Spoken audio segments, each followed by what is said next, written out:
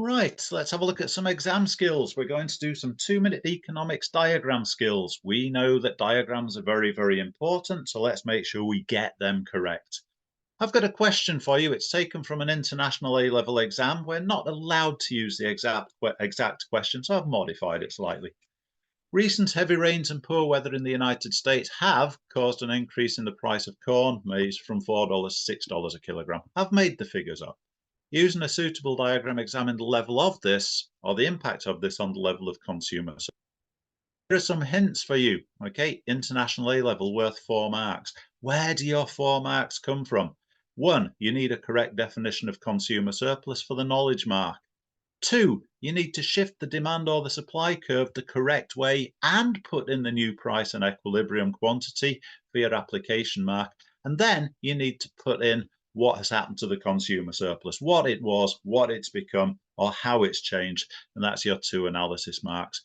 Now press pause, work out your answer, and press play when you're ready to continue.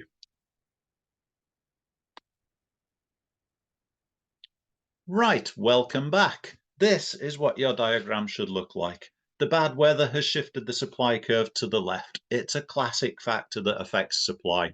S1 shifts to the left to S2. As a result of that, we get an increase in the price of corn, in our example from $4 to $6, or as the diagram says, from P1 to P2.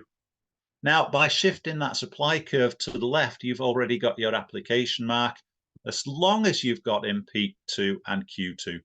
We also know what consumer surplus is. It looks at the difference between the price a consumer is prepared to pay and the price they actually pay. If you have written something like that, you've got your knowledge mark. Well done. That's the mistake people make. They do not include that often enough. You can also get the mark for saying the area between the demand curve and the price. That's perfectly acceptable, and that will also give you 1 K mark. You've also got the supply curve shifted to the left, which we've done, and you've now got this consumer surplus has fallen. We can see it's fallen. We've gone from P1AC to P2BC. Now, I don't know what I've done to start a conversation in the bottom corner, but I'll ignore that. How do people lose marks? They shift the curve or they shift the wrong curve. They'll shift the demand curve instead of the supply curve. If they shift the supply curve, they may shift it to the right instead of to the left. Not good, no marks. And sometimes a lot of people confuse consumer surplus, which is this part above the equilibrium, with the producer surplus, which is this part below the equilibrium price. Hope that was useful. 2minuteeconomics.com. Thanks very much. Don't forget, more videos like this available whenever you want them. Okay, thank you for listening. Bye for now.